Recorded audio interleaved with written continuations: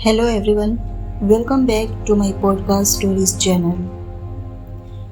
आज के युग में आप में से बहुत से लोगों ने अपने आसपास के घरों में ये किस्सा तो सुना ही होगा कि जब माँ बाप में से ज़्यादा कोई पढ़ा लिखा ना हो तो बच्चों को बाहर अपने माता पिता के लिए बात करने में संकोच होता है।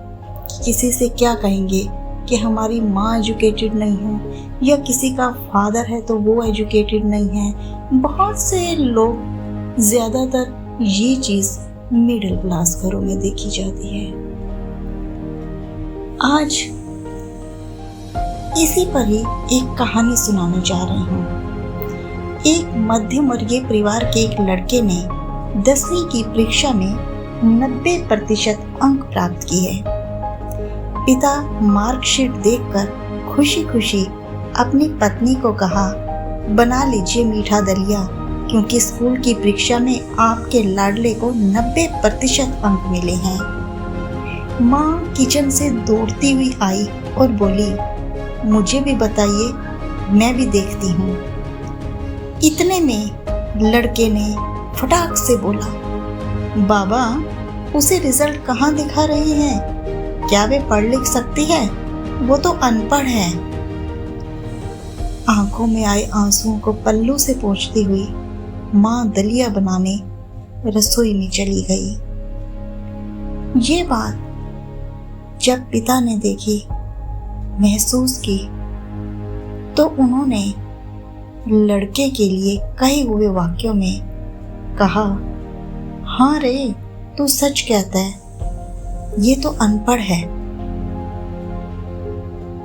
तो उन्होंने एक व्यंग कसते हुए अपने बेटे से जो बात की, सुनकर आपकी आंखों में आंसू आ जाएंगे।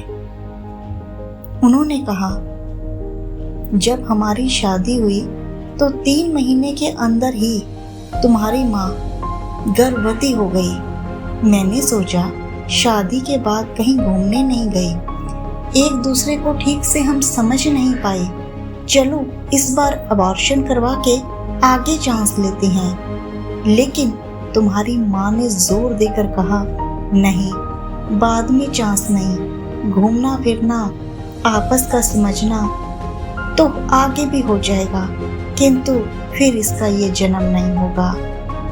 शायद वो अनपढ़ थी ना, जो तेरे लिए सोचती थी।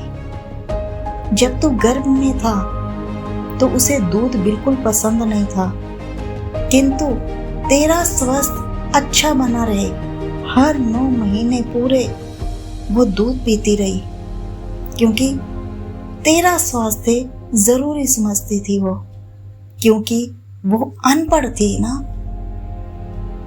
फिर उन्होंने आगे कहा, तुझे सुबह 7 बजे स्कूल जाना रहता था, इसलिए सुबह 5 बजे उठ के तुम्हारा मनपसंद नाश्ता और डिब्बा बनाती थी, क्योंकि वो अनपढ़ थी ना।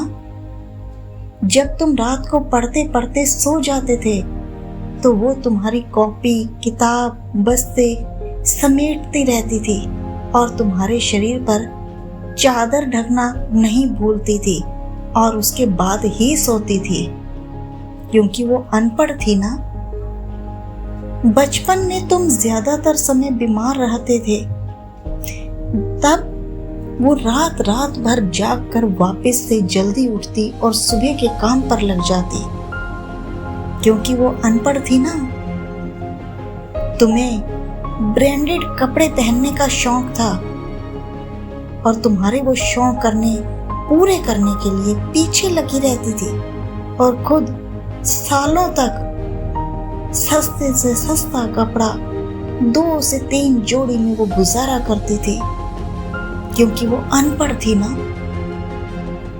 बेटा, पढ़े लिखे लोग पहले अपना मतलब देखते हैं, अपना स्वार्थ देखते हैं, लेकिन जो ये अनपढ़ माँ होती है ना, वो पहले अपना नहीं, पहले बच्चों का देखती है, क्योंकि वो अनपढ़ है ना। वो खाना बनाकर हमें परोसकर कभी कभी खुद भी अगर रसोई में खाना कम पड़ गया तो खाना भूल जाती है। शायद तुम्हारी माँ अनपढ़ है ना। ये सुनकर लड़का रो पड़ा और माँ से लिपट कर बोला, माँ, मुझे तो कागज पर 90% अंक ही मिले हैं, लेकिन आपने मेरे जीवन को 100% बनाने वाली आप पहली टीचर हैं। माँ, मुझे आज 90% अंक मिले हैं, फिर भी मैं आपके सामने अनपढ़ ही हूँ और आपके पास जो ये PhD के ऊपर की भी उच्च दर्जे की डिग्री है ना, वो मेरे पास नहीं है, क्योंकि तुम माँ के अंदर एक डॉक्टर, एक शिक्षक, एक वकील, एक ड्रेस डिजाइनर, एक बेस्ट कुक, इन सब के दर्शन हो जाते हैं।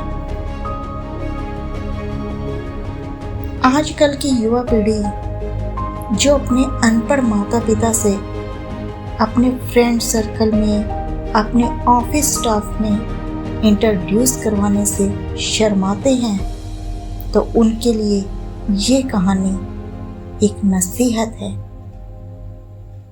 उन्हें सोचना चाहिए कि वो अनपढ़ होकर भी तुम्हारा जीवन संवारने के लिए इतना कुछ कर देते हैं, किंतु तुम सिर्फ एक लाइन पकड़कर उस ढर्रे पर पूरी जिंदगी चलने के लिए और कमाने के लिए सब कुछ भूल जाते हो और फिर एक एक चीज के लिए इस दुनिया वालों पर डिपेंडेंट हो जाते हो, जबकि वो एक अनपढ़ अशिक्षित माँ हर तरह के देसी टोटके, देसी नुस्खे, खाना पीना, तुम्हारा हर तरह से ख्याल रखना, तुम्हारे कपड़ों का ख्याल रखना, तुम्हारी फीस का ख्याल रखना, तो कभी भी अपने माता या पिता को अनपढ़ कहने से पहले 1000 बार सोचिएगा, क्योंकि आपका एक शब्द सिर्फ इतना कह देना कि तुम क्या जानो, तुम तो अनपढ़ हो, फिर इसका मतलब आप शिक्षित ही नहीं हुए। ये थी आज की कहानी। आपको कैसी लगी कमेंट करके बताना मत भूलिएगा। कहानियों का सफर जारी रखेंगे।